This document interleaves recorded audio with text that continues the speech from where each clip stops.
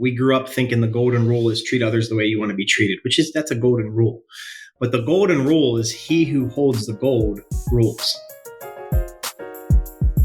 Let's discover what people are building in the greater Cleveland community. We are telling the stories of Northeast Ohio's entrepreneurs, builders, and those supporting them. Welcome to the Lay of the Land podcast, where we are exploring what people are building in Cleveland and throughout Northeast Ohio. I am your host, Jeffrey Stern, and today had the real pleasure of speaking with Hanna Kassis, entrepreneur, licensed CPA, and attorney. Hanna began his career in Youngstown in 2008 by running Tim Ryan's congressional campaign until 2011. This experience planted the seeds of autonomy and independence that would later inspire his entrepreneurial journey. After the campaign, Hanna attended law school in Chicago, initially planning to become a tax attorney. However, his path shifted, and while still in law school, Hanna founded OAREX Capital Markets, which he secured seed funding for from Dan Gilbert's Bizdom, and eventually raised $50 million from a global asset management firm, along with a $50 million line of credit from East West Bank, ultimately to build an online ad revenue exchange, providing on-demand liquidity access. In 2022, Hanna exited OAREX by selling the majority of his shares to his investor group and began lending and investing with other alternative lenders. He also acquired the former Whistle Keg, now known as Whistle Taproom, a game day destination bar and restaurant in downtown Cleveland. Most recently, Hanna launched Babylon Asset Management in 2022, where he has invested in nearly 200 alternative loans and helped 36 companies raise debt capital through his advisory work.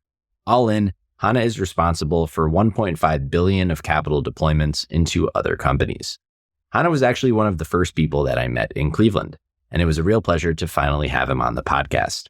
So with that, please enjoy my conversation with Hanna Kassis after a brief message from our sponsor.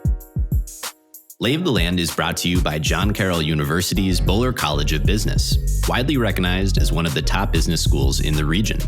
As we've heard time and time again from entrepreneurs here on Lay of the Land, many of whom are proud alumni of John Carroll University, success in this ever-changing world of business requires a dynamic and innovative mindset, deep understanding of emerging technologies and systems, strong ethics, leadership prowess, acute business acumen, all qualities nurtured through the Boler College of Business. With 4 different MBA programs of study spanning professional, online, hybrid, and 1-year flexible, the Boler College of Business provides flexible timelines and various class structures for each MBA track, including online, in-person, hybrid, and asynchronous, all to offer the most effective options for you, including the ability to participate in an elective international study tour, providing unparalleled opportunities to expand your global business knowledge by networking with local companies overseas and experiencing a new culture. The career impact of a Boler MBA is formative and will help prepare you for this future of business and get more out of your career. To learn more about John Carroll University's Boler MBA programs, please go to business.jcu.edu. The Boler College of Business is fully accredited by AACSB International, the highest accreditation a college of business can have. This conversation is many years in the making. We first connected back when I actually moved to Cleveland, and StartMart, the co-working space in Tower City when it was still operational location.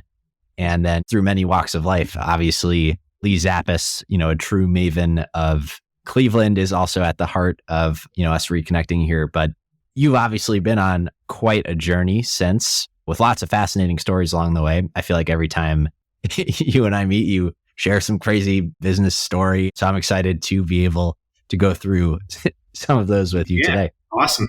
So I think there's a lot to cover here, and I'm excited to get into some of the stories that you have in store for us. But I'd love to do a bit of stage setting. Your background spans law, spans accounting, spans finance, and I think your path from attorney and CPA to finance and entrepreneurship is quite interesting and actually pretty unique as far as paths to entrepreneurship go that I've seen. And so I'd love to just start with how that multidisciplinary foundation set the foundation, shaped your approach, and, with that, what kind of pushed you to make the entrepreneurial jump? Yeah, sure. I felt like I've always been entrepreneurial, part culture, part family. A lot of my dad aunts or uncles, cousins, they all kind of worked for themselves along the years. Not so much in the startup sense, just business owners, right? Yeah. Just carving your own path. I went to law school originally to be a tax attorney. I studied accounting. I always wanted to go to law school. My dad said, well, what if you study political science? What's your fallback going to be? So at the time I was in high school. That's when the Enron scandal happened. So I said, accounting seems like a career I'll never go hungry in. So studied accounting. In order to become a CPA, I had to take a 5th year of school. So I studied financial economics at YSU and then went to law school. I worked for Tim Ryan for a few years, which really actually, I ran his campaign in 2008 through 11, and that gave me such a taste of independence. I remember when I first started, I used to call my boss, or I'd call up Tim and, hey, what should I do here? And then finally one day he said to me, I trust you. I put you in there for a reason. Figure it out. And that having always been entrepreneurial and having that very independent role kind of was like, I got a taste of that freedom. I was like, this is great if I can make money. So I go to law school to be a tax attorney. And then I end up coming up with a business idea that I really wanted to pursue, which ultimately turned into OAREX. And so that was kind of, for me, I graduated and was like, I have a couple customers. I still want to take the bar as an insurance policy, but I really want to try my hand at this. So I called my dad and I had his blessing. He said, yeah, do it. Just take the bar at some point so you have something to fall back on. My parents are always like risk mitigation for my career and stuff, which I really appreciate. And that was pretty much it. I never looked back on a career. I'm a licensed attorney and CPA, but I've never practiced either one. So what was OAREX? Where did that inspiration for this business idea come from? Oh, it's funny. So I went out, I had a constitutional law final in my first or second semester of law school. And I just remember we all went out and partied. And I remember I came home and I was on something on the internet where I saw that Khloe Kardashian's Twitter account was worth like 25 million. Now this is back in 2012 before influencers were like a thing. Right. And so I thought it would be really cool. And then there was a company called Sponsored Tweets, if you remember that. They were kind of like the intermediary between big brands and Twitter accounts. And so if you recall on Twitter, whenever there was an advertisement, the very last 3 digits of the tweet would be -SP, meaning it was sponsored. And that tipped you off that it was an advertisement. So I went down the rabbit hole and I found out that Khloe Kardashian was making like $13,000 a tweet at the time, but her account was worth like 25 million. So in my mind, I said, well, being a finance guy, math guy, I'm like, that makes no sense. That's like way overvalued. But like, what if we could value it somehow? So I set up a company called Social Networking Exchange, which was an opportunity for, influencers online, whether they're a celebrity in real life or not. Now there's no difference, but at the time there was. It was an opportunity for them to come and sell shares in their Twitter account. And let's just say Khloe sold half. So now she gets, call it 12 million, 12.5 million. Now, every time an advertiser sponsors, she gets half because she owns half, but then the investors get the rest. And that's kind of how it started. And I'm talking to attorneys and they're quoting me like $250,000 to $1 million for securities laws and all. As a first-time startup founder, you're like, man, this is like an insurmountable hurdle. And then I met with one attorney, a friend introduced me in Chicago, and he goes, I was explaining it to him. He goes, oh, well, you could do this like with like websites and smartphone apps and YouTube. And instantly the light bulb went off. And I thought, those are more real crystallized businesses that probably have a capital need. So I went home and rebranded to OAREX, which stood for Online Ad Revenue Exchange. And we just held ourselves out as funding anyone who makes money from a digital ad. By the time I graduated, I had 6 or 7 clients. And then through the Youngstown Business Incubator connection, I don't know if you remember Jim Kostler. Yeah, of course. I sat down with him. He goes, you need to talk to Dan Gilbert. And at the time, I'm not a huge sports fan. And at the time I said, who's Dan Gilbert? And they're like, he has this accelerator. You should talk to him. And I pitched and I was in that last cohort of Bizdom, raised 25 grand and then another 100 from Bizdom. And just kind of kept rinsing and repeating, use that capital to do more deals. And then I met private investors through the Bizdom connection, all ex-Wall Street, use that capital to fund more deals. And then they took us to a hedge fund asset manager, humongous asset manager out of New York City, raised $10 million line of credit in 2017. We got a bump to 50 in 2019. And then at the end of 2020, off the heels of COVID, we raised 50 million in bank debt from East West Bank. And so business is doing really well. I exited, as you know, in 2022. And I still own a piece of the business and I still do a lot of deals with them through Babylon. But it was like, the absolute greatest learning experience of my life. Well, I would love to hear about what some of those learnings are. I love the origin and evolution of it. That whole general idea of fractionalized ownership of social media accounts is actually, like, if you think about where we are now, a model that was quite ahead of its time. Yeah, quite ahead of its time, and still no one's done it. Yeah. My non-compete's over, so I still get the itch. Because there's so much money in that space now, more so than there was 12 years ago. Much more so, yeah. Yeah. So take us through some of the learnings along the way there. Well, one of the biggest learnings was don't be so hung up on your initial idea. Like, I was so obsessed with this influencer idea in Sonex. And then when that light bulb went off in my head with that attorney, you have to just be willing to do whatever moves the business forward. Like, a lot of businesses get hung up on owner ego, founder ego. No, this is the idea. This is what we're doing. But it's like, really, the market, there was much more demand for what I was offering with website owners and smartphone apps than there was with influencers, social media influencers. So we offered like a future type of revenue program where we were given chunks of money up front and then collecting all their revenue for a fixed period of time. And then a lot of people would say, oh, it's like receivables factoring. I'd say similar, but not so much. But then I found out about a competitor in California. And again, I pivoted. Like, the lesson is, they say the definition of wisdom is strong opinions loosely held. If you're proven wrong, move on, right? If the market doesn't validate your initial idea and there's demand for something similar but slightly different, let go and follow what the market's telling you, right? A lot of businesses fail because people are holding on to that idea too hard.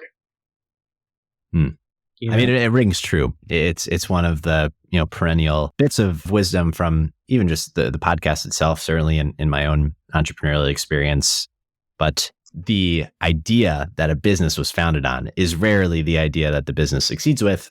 Exactly. And the founders that make it through are the ones that fell in love more with the problem than with their own idea itself. Yeah, that's a great way to put it, man. So that was when I saw real growth, was when I started doing factoring, which is basically just buying the accounts receivable versus some type of forward financing where you're taking a bet on the future.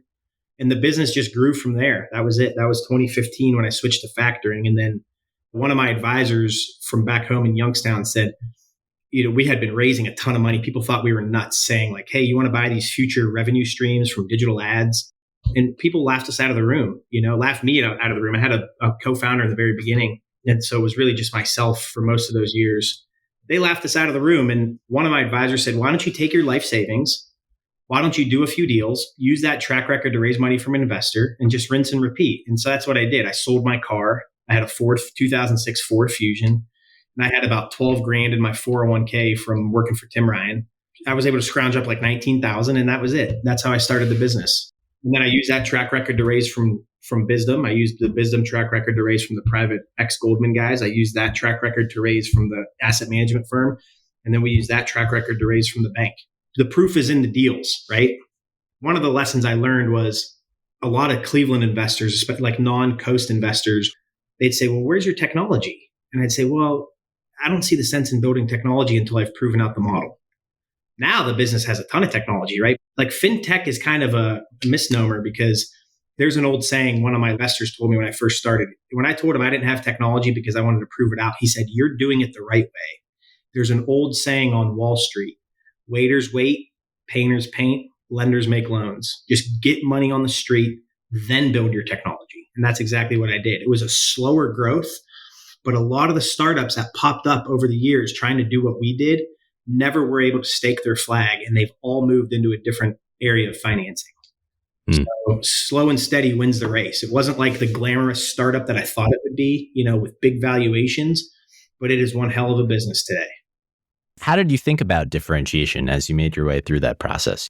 What allowed you to ultimately succeed and gain the share that you did and the traction by 2020, a real institutionalized business?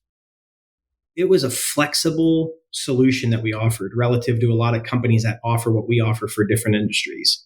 So a lot of companies require minimums. They require you to sell a basket or finance a basket of accounts receivable versus just one-offs, which we were doing. The opportunity, it's unbelievable. Dan Gilbert has a quote that says the inches are all around. meaning like every little piece matters. So when I first got these deals, I would go to a traditional financing company and say, hey, Google owes this guy 500 grand and he wants to sell the receivable. He needs money. And they'd say, well, where is his invoice to Google?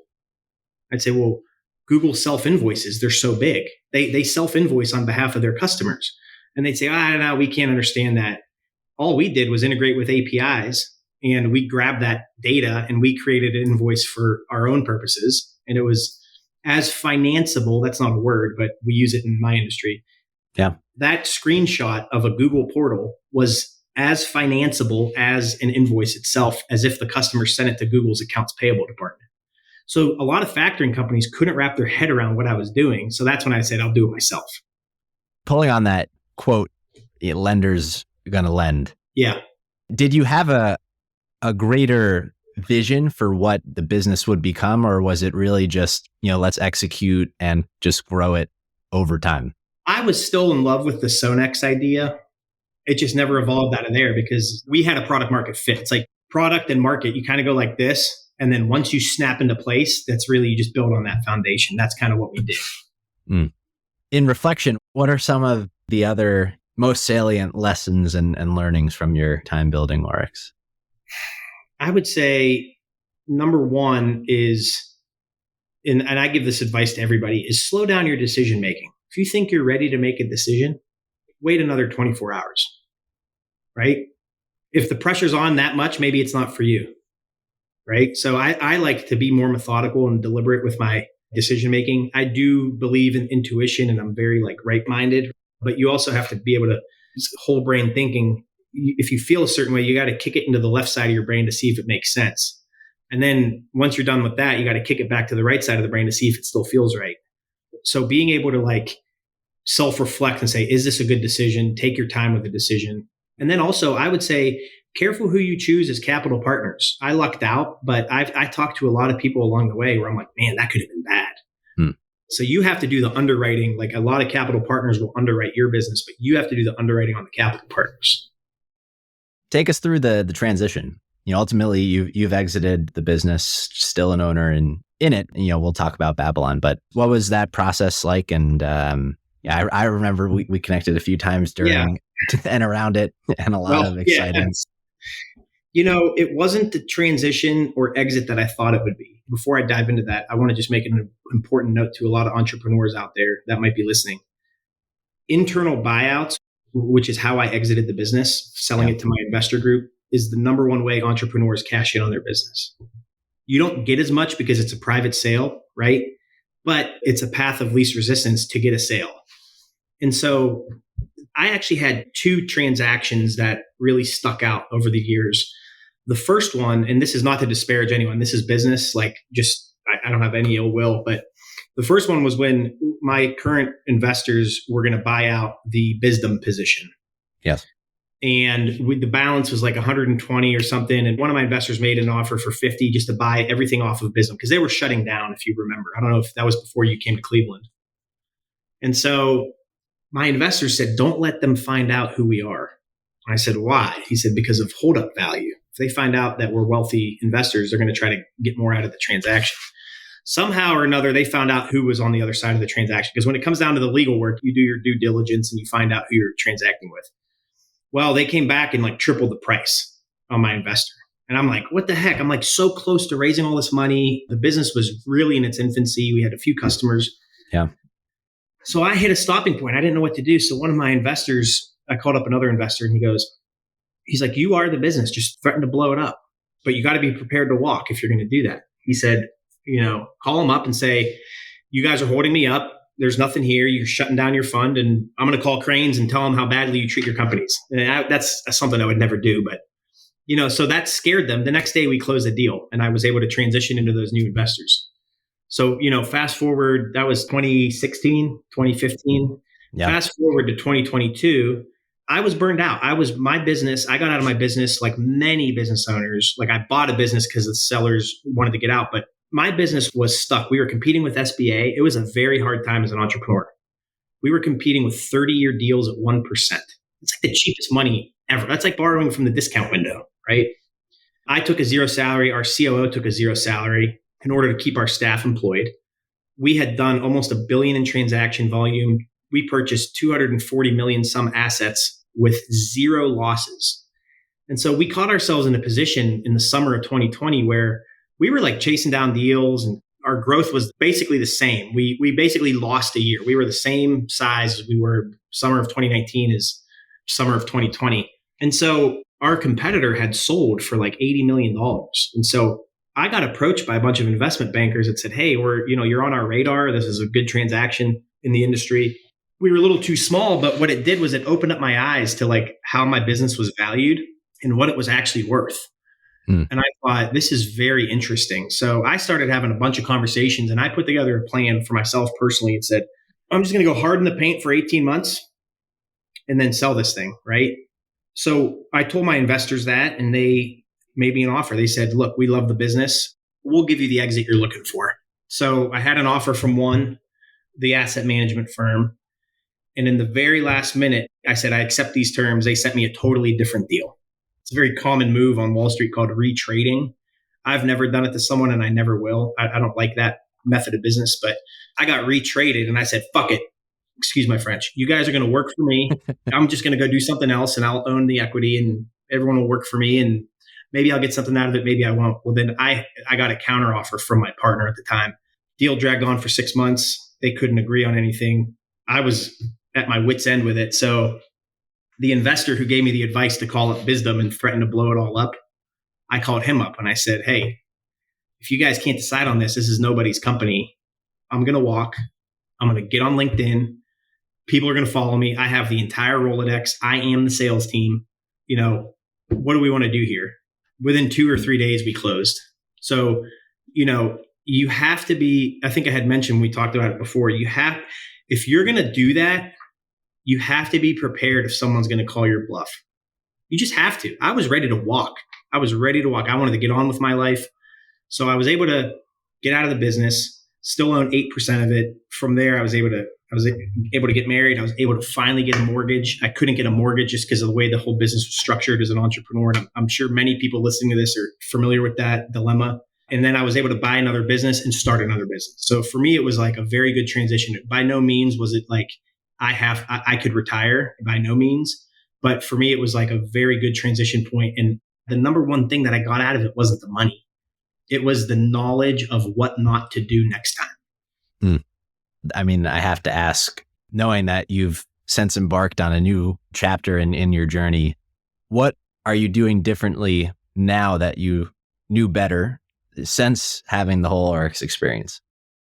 So my marketing funnel is just like, I think, second to none for my business. We turn on the email dial and we get deals in. It's that simple. So I was able to take that entire 7 or 8 years of iterating on a marketing system and implement it day one in my new business. So that was probably the most important. 2 was what works and what doesn't. I had knowledge of what works and what doesn't. So a lot of the stuff that I had done at OAREX, I kind of abandoned and figured out this is probably a better way to do it. And then it's also finding the right people. Like I've interviewed so many people for Babylon and we're a team of 5 now. And it's like, but I've interviewed way more people trying to find the right people. And you ask certain questions so I feel like I'm a lot better with people. I'm a lot better with marketing. It's just as time goes on, you just want to always strive to get better. Beginner's mind, right? You never know enough. You have to approach things with a beginner's mind, but knowing how to turn the dial on marketing, knowing what marketing channels work, I think was the most valuable because that's really the way to grow the business the fastest, in my opinion. So what is Babylon? So Babylon Asset Management was just an LLC I had set up to begin investing. I'm thinking of a rebrand, candidly, but it started off as Babylon Asset Management because after my exit, I had to invest. I didn't want my capital sitting there, right? In an era, they had just started raising interest rates, but I still didn't want my capital sitting there. So what I did was I approached a bunch of lenders very similar to my old company, OAREX. OAREX is not technically a lender, but I use that term very loosely. So I approached them and said, hey, I want to invest with you in deals. And so I started investing with other lenders. I was giving my capital, and I still am, to other lenders.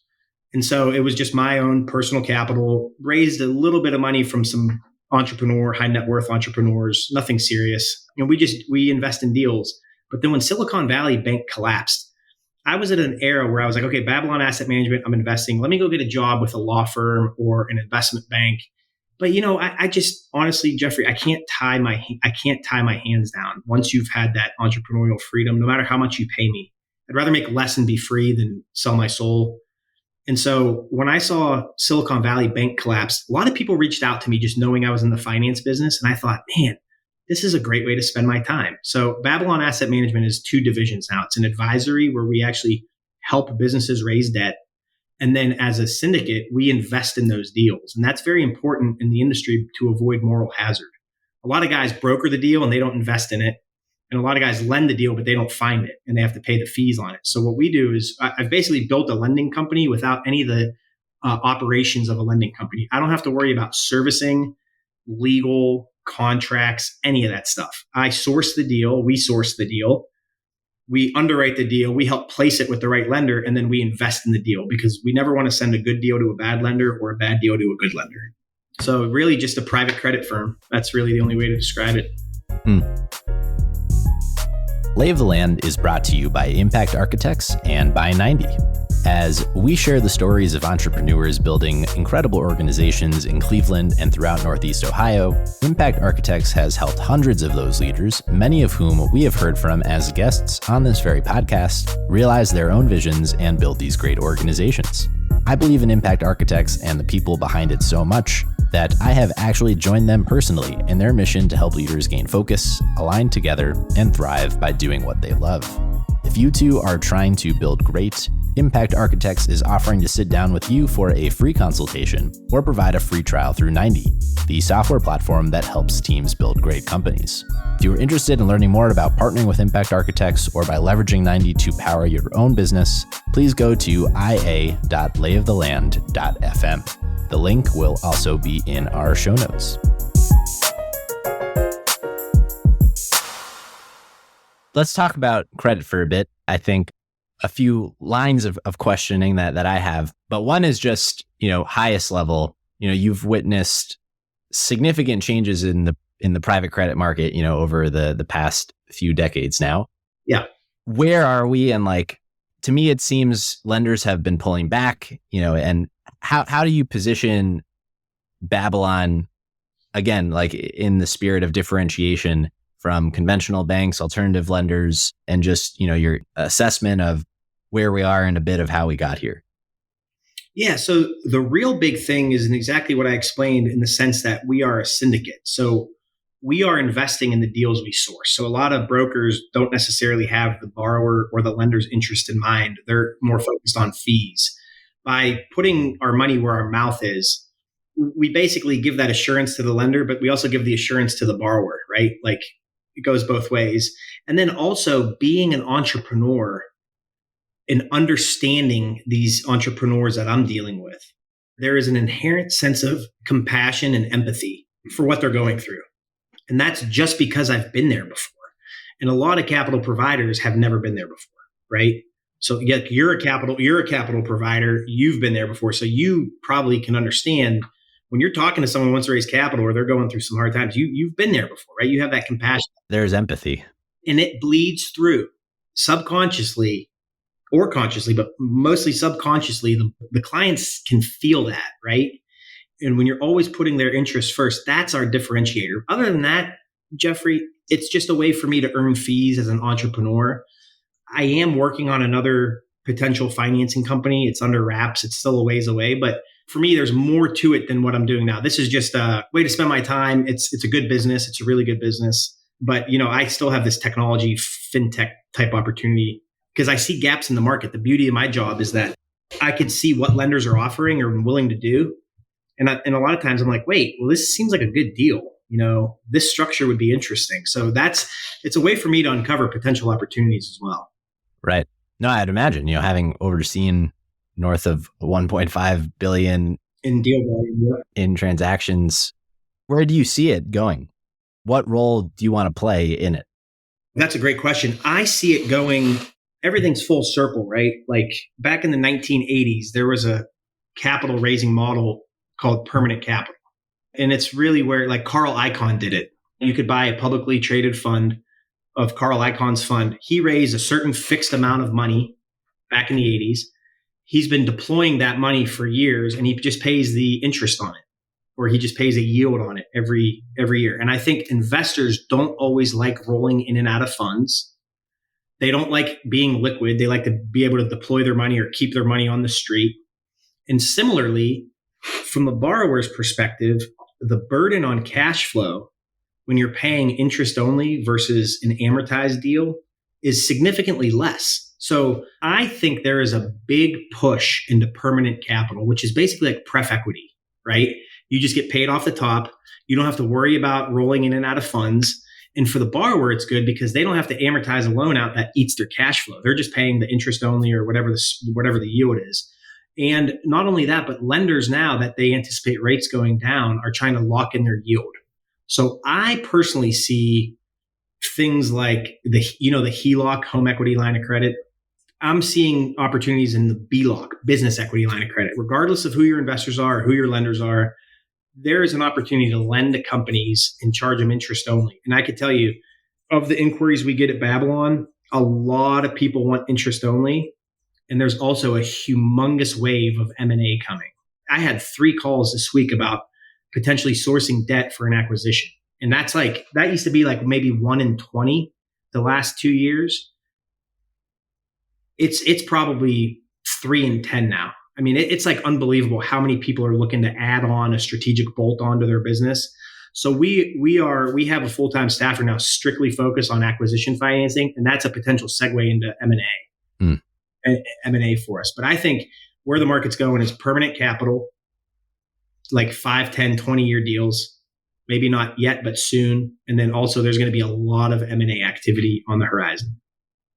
So we've talked a lot about, I think, the lending side of the equation, but I would love to hear, from the company side of it, given all of the companies you've seen and worked with, what do the best of them do to leverage your kind of offering and service to help them drive their own, business revenue growth? And what do you see companies, exploring financing do well and do wrong?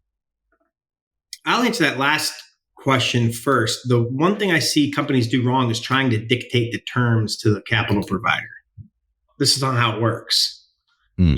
Lee Zappis actually told me a good quote, the golden rule. We grew up thinking the golden rule is treat others the way you want to be treated, that's a golden rule. But the golden rule is he who holds the gold rules. So, if you want to go dictate terms to Lee, it's not going to happen, right? If you want to dictate terms to a lender, it's not going to happen. And what borrowers do wrong is just or anyone raising money is that they're so unrealistic about what's available for their business. So that's what they do wrong. You should be well aware of because what you don't want to do is go into a capital discussion with a potential partner and you are so off base that they're like, I'm out. There's some capital providers that we know that if we get a client that is so far off base about what's available for them, we don't even reply to the email. It's just like, because we know with enough experience, we know that that's going to be a difficult client to work with. But what they do right is just being buttoned up, right? Like, if we have to wait weeks for your financials, you're not going to get your financials in time by the time you need the money. You should be buttoned up. You should have a CFO. Fractional CFOs are affordable and abundant. If you don't have a CFO, go get one. I can't say that enough. I'm fortunate enough where I could do my own finances now. It's just for me, it's a resource suck, but I could do it, right? But I would say what people do right is being buttoned up with their financials and documents, having the right team in place. What they do wrong is that they're super unrealistic about what's available, or they try to dictate the terms. And there was another component to that question, the very first part. Well, the first part was about how should companies think about using the capital in a capital efficient way. I always tell companies, because private credit's more expensive than banks. If you're looking for private credit to pay your payroll, I'm probably not the answer for you, because that's not a capital efficient use, right? The most successful entrepreneurs are the ones that use it for inventory, for expansion, for growth. Like, we financed a big ABA autism clinic out of Michigan. We helped finance locations 4, 5, 6, and now 7, right? But that's a capital efficient use. He's going to take out more expensive private credit. But once they deploy that into a new facility, it's immediately cash flowing so that they could service back the debt. So the best use is having a capital efficient use for the money. You know, the difference between capital and money? Please tell me. Capital is for efficient use, right? You use money for payroll. You use capital for inventory. Big difference, right? Say more about that. If it's not being used for a productive purpose, it's money. That's the difference. If it's being used for a productive purpose, it's capital, right? You invest in land, real estate, inventory, whatever. That is a distinction on our side. We try to always say, like, you know, if you're looking for money, take out a personal loan. If you're looking for capital, we could probably help you. What does success mean to you? How do you think about, you know, what's motivating you? What's the impact you're hoping to have, you know, with these businesses? You know, we can introduce here that, you know, you have quite a few other initiatives going on. We met a few weeks back at Whistle Taproom, you know, a restaurant downtown that you've opened up. So what, you know, how are you thinking about the prioritization of your own time and what you're hoping to accomplish? Yeah, well, I think the definition of success is internal, right? It's not what other people are doing or have done. It's not what you see on social media. It is being able to set a goal for yourself and achieve that goal. And it doesn't matter what it is, right? And there's nothing more rewarding than that. You know, if you want to lose 10 pounds but you don't have like an 8-pack, you're still successful because that's the goal you set for yourself. The problem is that people define success by outward manifestations versus how do you feel? What do you want? What did you accomplish? Right. So my definition of success is just if I could still have my family and friends like me and love me, and I have a reputation that precedes me of not being a jerk or, you know, a letdown or a bad person to do business with. I think that's my definition of success, is just being a good person. Right. And it would really be how I prioritize my time is I'm deep diving into automations, just leveraging the AI phenomena that's coming, and really being mindful about the people I hire. And I'm hiring people and I'm training them. I call it human capital, because you don't just hire someone and leave them be. You hire someone, you invest your time into them. Like it's like a time swap, right? I give you my time, you give me your time, but I'm teaching you something. And so I've been able to take a lot off my plate by just teaching certain staffers everything I know, delegating, monitoring, and then I'd rather just pay them every week, right? Or every 2 weeks and not worry about it. So that was also a big lesson that I had learned, was figuring out, prioritizing. You know, I use the prioritization box. I can't remember who came up with it. It was one of the presidents, where it's like urgent and necessary, not urgent, sufficient. And you have a quadrant of like, I think it's the Eisenhower matrix. Eisenhower matrix. Yep.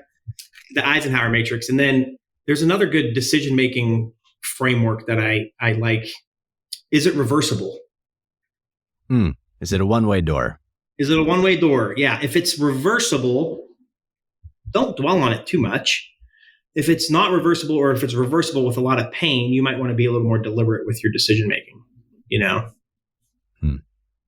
How do you think about Cleveland in your journey and the role that it's played? Oh my gosh, I love it. I love Cleveland. I'm from Youngstown originally, so I didn't grow up in Cleveland, but part of the Gilbert deal was I had to move here or Detroit. I had a bunch of friends here. My prediction on Cleveland is that it is going to be, the Great Lakes region is going to be one of the most populous regions in the world in the next 20 years because of all the fresh water we have. And there's 30,000 vacant lots in Cleveland, I just recently read. So if you own real estate in this area and you hang on to it long enough, I think you're in a good spot. But more than anything, we have the water. And people don't realize just how industrious and powerful Cleveland is. The greater MSA for the Fed region, I think our economy is 130 billion a year. Hawaii is like 80 or 85 billion. Like, people don't realize that from Elyria to Menor has a bigger economy than the state of Hawaii. People just don't realize that, you know? And if you're in M&A, if anyone listening is in M&A, then this is probably one of the best areas for transactions, because so many little mom and pop manufacturing companies in the lower or micro middle market exist today that were built to support Rockefeller, Carnegie, Vanderbilt, that triangle of like Northeast Ohio, Northwestern Pennsylvania. It's so industrious here. People just don't realize. You look at the number of publicly traded companies in Cleveland. For crying out loud, look at the celebrities at the highest echelon of society. from Cleveland. I mean, it's really impressive for a city of its size. I mean, I could rattle off 30 of the highest music, sports, entertainment, you name it. Cleveland should be very proud, in my opinion. Tell us about the Whistle Taproom. Yeah, so Whistle Taproom. So it was funny. I exited OAREX in March of 22, got married May of 22, bought Whistle July 22, bought a house September 22. So needless to say, 2022 went from having more money in my life to no money by the end of the year. So I knew the old owners. And after I sold OAREX, it was either invest or buy a job. I had to put my capital somewhere and I wanted to diversify. So I started investing in those deals about a month before Whistle. And I knew the owners, two brothers that I grew up with at church. We were actually on my bachelor party before my marriage. And they were like, hey, we want to sell the Cleveland location. You know anyone who'd want to buy it? And so I go, yeah, maybe. Like I reached out to a bunch of like restaurateurs here in town that I know, like big wigs in town. And they're like, no, I'm good on a bar downtown. I'd be like, yeah, but it's not like a regular bar. It's self-serve. There's no waste. It's very low overhead. You don't need a lot of labor. And like, no, I'm good. And then kind of along the way, I kind of sold myself on it. So I called the old owners and said, hey, I'd be interested. And they said, you'd have to change the name. And I said, well, I'm not interested because you have some brand recognition. They called me a week later and said, you know what? You're the only guy we'd be comfortable with keeping the name. So let's talk. So that was it. I called my dad and first thing out of my dad's mouth was, is there any opportunity for waste? I said, no, it's all RFID technology. It's all self-pour. There's no waste. He goes, okay, look at it. That was like his first question, you know? Wow. Yeah. And there's a saying. So my family's from the Middle East. There's a saying in Arabic that says, basically, it literally translates in the friend of the drink will never break. Or the partner of the drink will never break. So what that means is if you sell a water-based drink, coffee, alcohol, or water, you'll basically never go out of business. So liquids is a good business to be in. Yeah. I almost bought a very big coffee shop here in town, and they said they found another buyer. The week after I bought Whistle, they hit me up and said, hey, let's talk. I said, well, I can't do anything now, but. Yeah. I mean, there's a lot of wisdom in that. Yeah. Another reason I bought it was because my wife had significant experience in the industry. She was working in anti-money laundering at the time, and she hated the rat race. So I thought, okay, this is a good way to park capital. I did a leveraged buyout with the SBA, and she runs it for the most part. So most of my attention is on Babylon, but I still make sure that sales taxes are paid and I do the marketing. But it's been a great little investment, man. We actually doubled sales before we opened up pizza. Nice. So now we're anticipating another doubling, hopefully, from here. Well, you may as well just give the plug for it. Yeah, why not? Whistle Taproom. We're you might have seen us on game day. We're located footsteps from Rocket Mortgage and Progressive Field, and it's become a great spot downtown. We've hosted, I think, on our LinkedIn, you can see all the companies we've hosted. We've hosted like all the big companies, including NCAA when they were in town. We had, I think, UConn men's basketball in there at one point. We had North Carolina State last year. We're anticipating a big march from the NCAA this year. Sherwin-Williams, the Cavs, everyone's come in. It's a great spot. We try to keep it super clean, and our food is only the highest quality ingredients. So we just launched pizza. We expanded into the old AJ Rocco's lunch pizza 6 weeks ago. Amazing. You've had the pizza. I have. It's good stuff. Thank you. It's hard to get a slice downtown. It's nice to have an option. Yeah, likewise. Yeah, we appreciate you coming in. So I want to kind of round it out here with an untold story, because I truly, knowing we were going to have this conversation, reflecting over the years on, and they're always just very entertaining. And so I know we're not going to get to all of them, but leave us with a parting story reflecting on your entrepreneurial journey. There's one story that sticks out, and the lesson is that you got to be able to swallow a huge slice of luck. Okay. So I had a deal. It was one of my bigger deals at the time in 2015 at OAREX. It was a huge fashion brand out of Toronto, like huge. If I said the name, some listeners might even know it. Turns out the founder had bought those assets and he was a bad actor.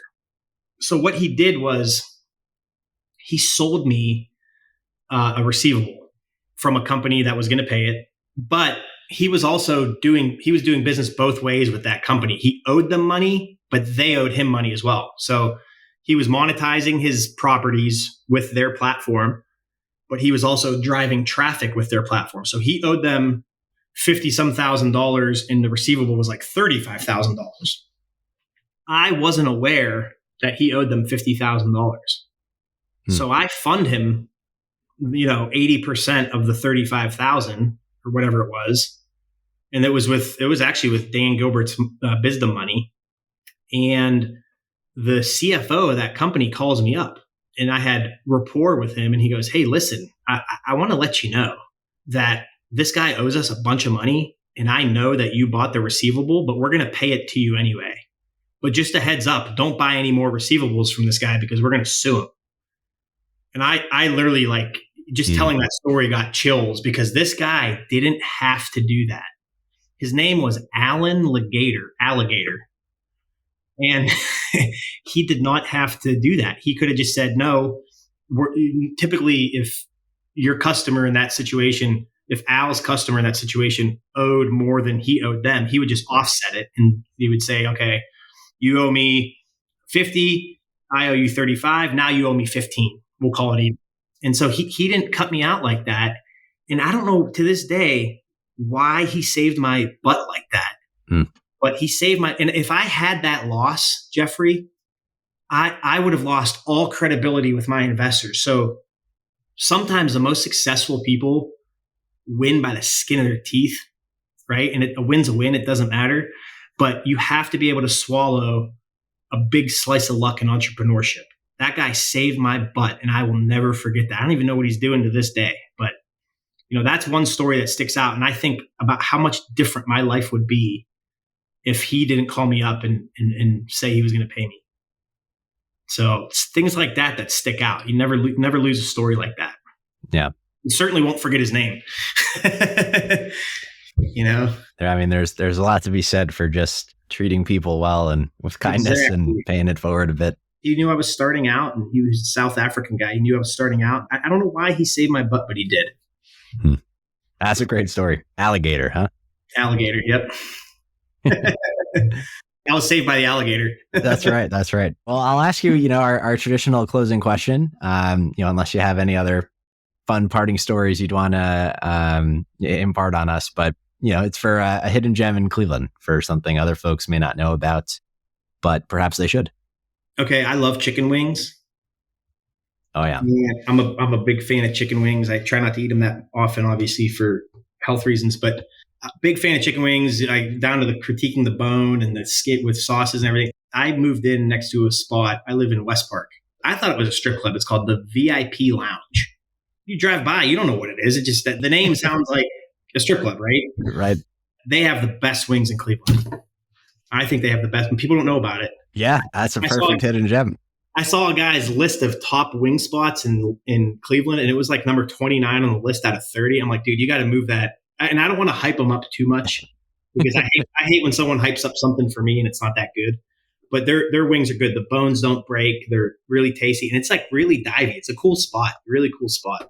What's your favorite hidden gem? Oh, well, it's impossible now because there's 200 of them. Oh, yeah. And they're all amazing. I mean, I keep saying it, but I actually have to do it, is produce the map of all the hidden gems. Oh, that would be cool. It's a project that I would like to do. Lay of the land, hidden gems.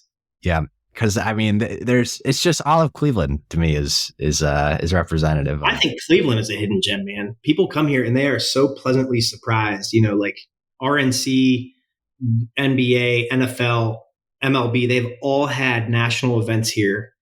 NCAA, they don't do that in crappy cities. That's what I say to people. You want to make fun of Cleveland, then tell me how all these organizations are hosting major events here. It is pleasantly surprising. It's the perennial phrase, but yeah, Cleveland in and of itself. The fact that you're still here, being a New York City, Manhattan guy, says a lot about it. Well, it's much better than people think it is. Yeah, right. Hidden gem. Yeah. Well, cool. Enjoy the VIP wings, man. They're good. Exactly. Then we'll add that one to the map. Cool. Thank you for coming on, sharing your story. Thank you, man. If folks had anything they wanted to follow up with you about, where would you point them? You could just hit me at transactions@babylonassets.com. Perfect. Just say, put lay of the land in the subject line, and happy to meet for a coffee. Amazing. Well, cool. Thank you. Yeah, thank you, Jeffrey. Great. Stop in anytime, man. That's all for this week. Thank you for listening. We'd love to hear your thoughts on today's show. So if you have any feedback, please send over an email to jeffrey@layoftheland.fm or find us on Twitter @podlayoftheland or @sternhefe, JEFE. If you or someone you know would make a good guest for our show, please reach out as well and let us know. And if you enjoy the podcast, please subscribe and leave a review on iTunes or on your preferred podcast player. Your support goes a long way to help us spread the word and continue to bring the Cleveland founders and builders we love having on the show. We'll be back here next week at the same time to map more of the land. The Lay of the Land podcast was developed in collaboration with the Up Company, LLC. At the time of this recording, unless otherwise indicated, we do not own equity or other financial interests in the company which appear on this show. All opinions expressed by podcast participants are solely their own and do not reflect the opinions of any entity which employs us. This podcast is for informational purposes only and should not be relied upon as a basis for investment decisions. Thank you for listening, and we'll talk to you next week.